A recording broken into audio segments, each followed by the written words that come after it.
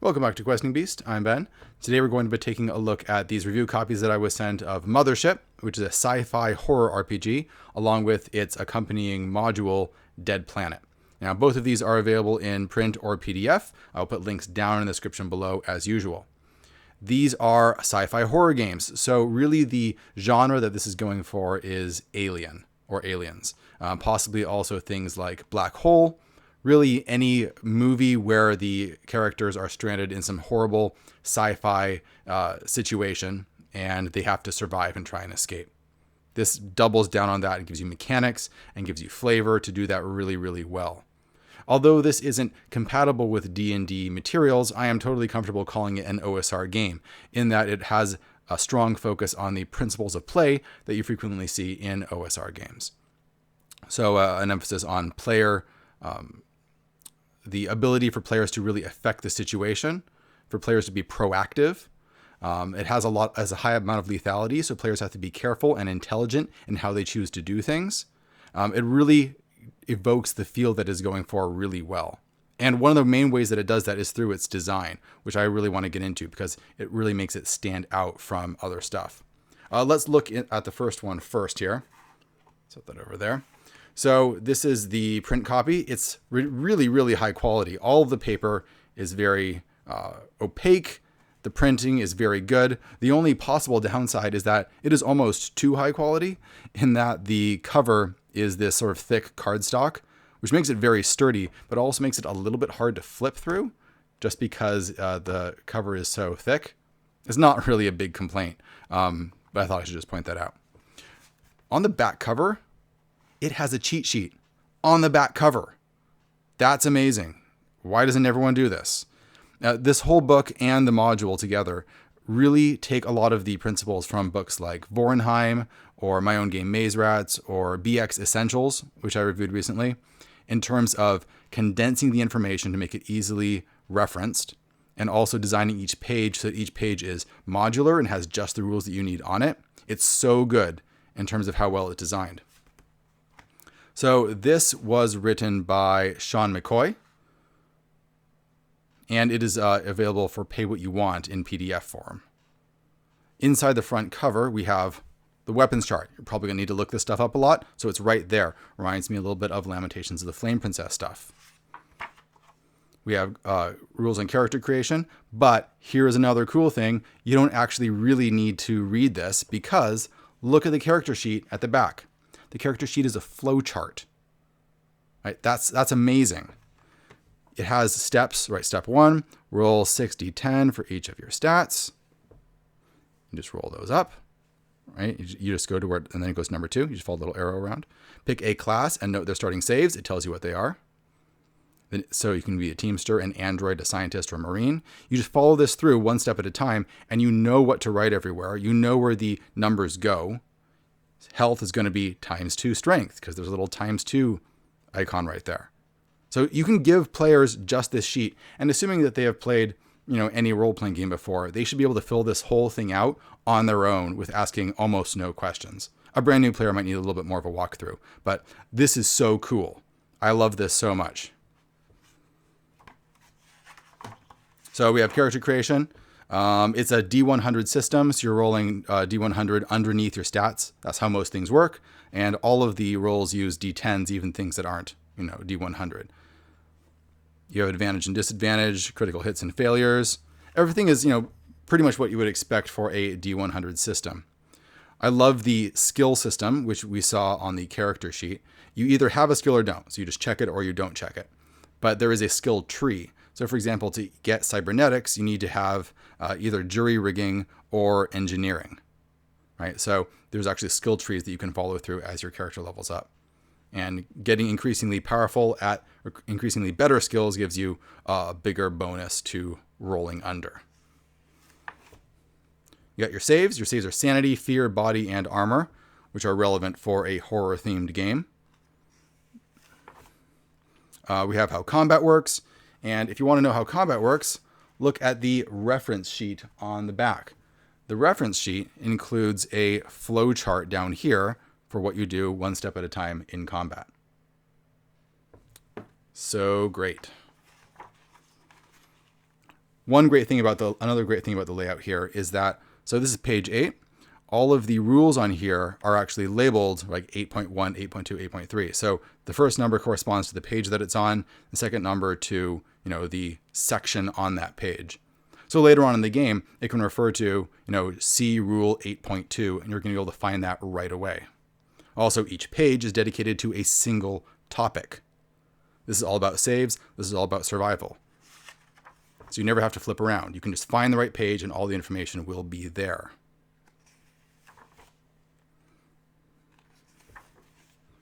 We have weapons. Here's the basic types of guns. I love the design of how these are laid out. It has a brief sketch of what the gun basically looks like. It doesn't go into too much detail because you don't really need to. Your mind's going to fill it in. But each of the gun's special abilities is written as a little box and pointing to the part of the gun that does that thing. That's so smart. I want to see every equipment page from now on looking like this. Different types of armor with actual pictures of what that roughly looks like. Equipment page. You got your D100 trinkets for customizing your character and D100 patches that they have sewn onto their clothing. That's great for adding little bits of flavor. Such a smart little touch there. Hiring mercenaries, making that really quick and easy to do, including calculating how much you have to pay them. Different types of more flavorful mercenaries you can pick up. So here's one of the core systems is stress. So of course, this is a horror game. Your character is going to get stressed out. When they gain stress, you just add it to a stress track. And stress on its own doesn't really do anything.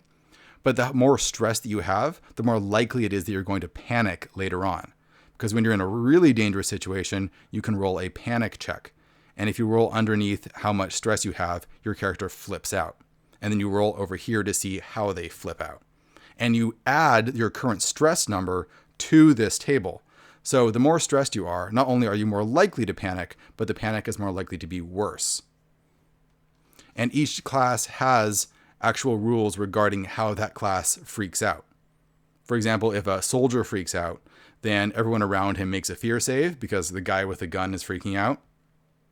And if you're a teamster, which is sort of like a blue-collar worker in space, right, like the people from Alien, then it's actually harder for them to panic because they're just used to this sort of thing.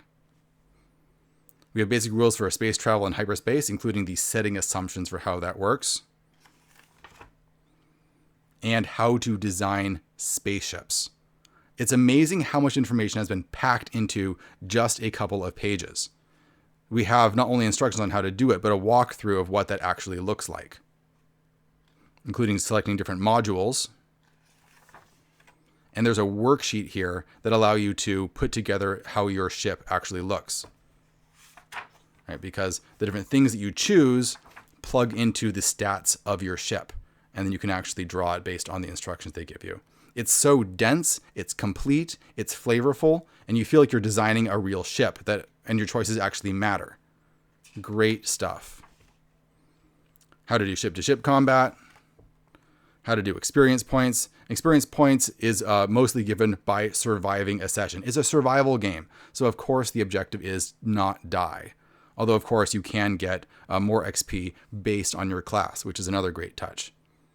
So whenever Teamsters get XP for exploring stuff, androids get XP when they interface with a piece of alien technology, and so on and so forth.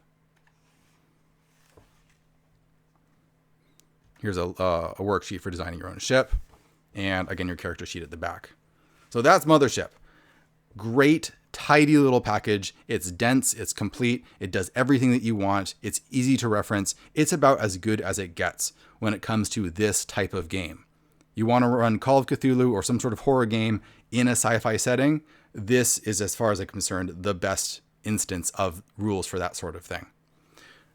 Let's take a quick look at Dead Planet, which is the first adventure to come with this. So it's written by Fiona, Maeve, Geist, along with Don Stroud and Sean McCoy.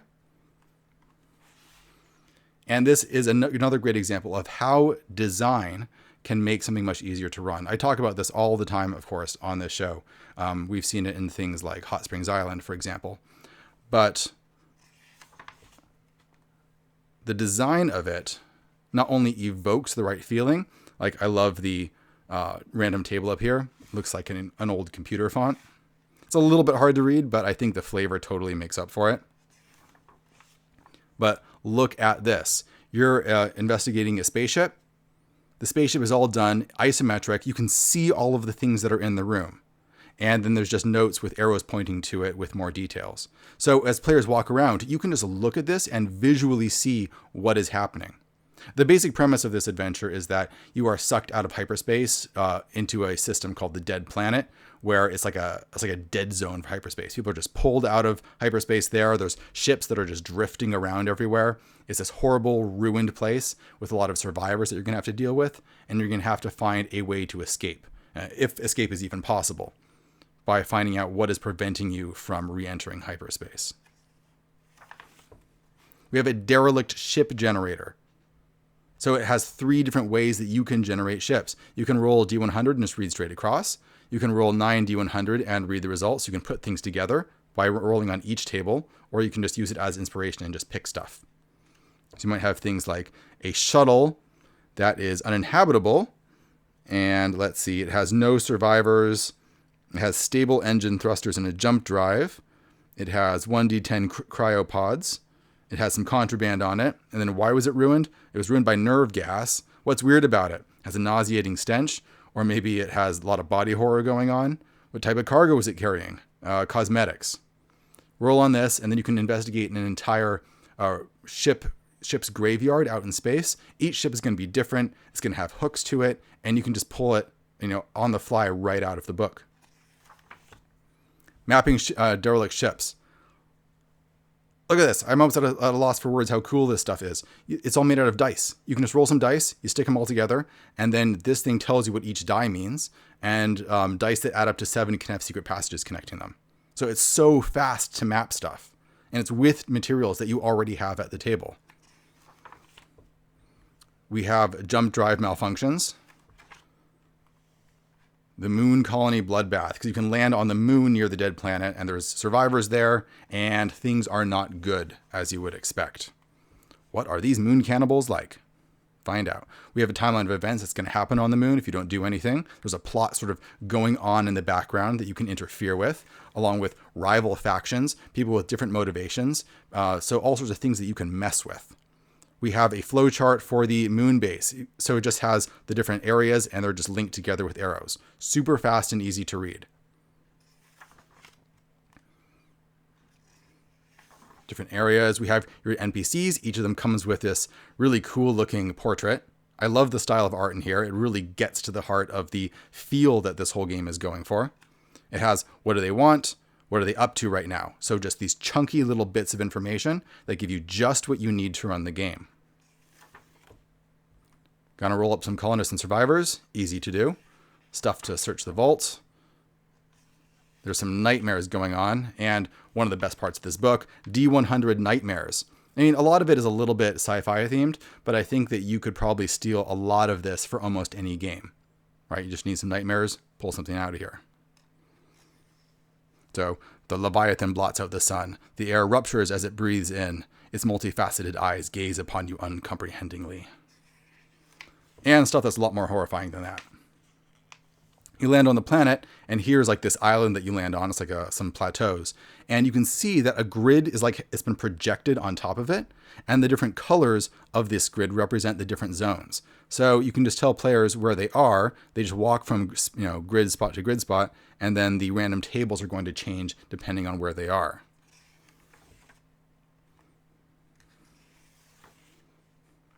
You got a necropolis to explore.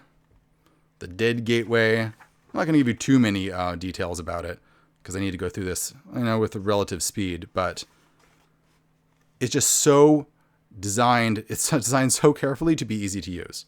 Like every page, you can see the writers and the designers sitting down and thinking to themselves, okay, how can we lay this out to make it as intuitive as possible? Similar to the spaceship that we saw before. You can actually see how everything is laid out. You don't have like multiple maps with like things labeled, oh, this descends to level 2. You can just see how everything connects. So that reduces the amount of notation that you need to really do. Everything's designed to move from the book into your head as seamlessly as possible. We got a little bestiary at the back, all sorts of horrible space things to eat you, because they're probably going to be eating you. That's the most likely situation here. And we have a D100 search the body table at the back. So to sum up, and in case you can't tell, I am super enthused about these things. It's such a great example of design in RPGs. If I was going to run a sci-fi horror game, this is the only thing that I would use. So this is strongly recommended from me. I'll put links down in the description below as usual. You got to check it out. It's Mothership. Before I go today, I would like to have a huge shout out to 2 new patrons, Philip Robinson and Mark Jerome Smith, who recently became Dread Companions over on the Patreon. Thanks, guys. You are awesome. I really appreciate you supporting the channel and keeping this whole thing going. Also, next time, hopefully in a couple days, we'll see when I have time to make it, but the next review is going to be Through Old Hands Door, which is a super deluxe, hand-constructed zine set in the Dreamlands. So it's really nice quality, even like the paper is all like really fancy. So check that out, probably sometime this week. And thanks for watching, everybody. I'll see you guys next time.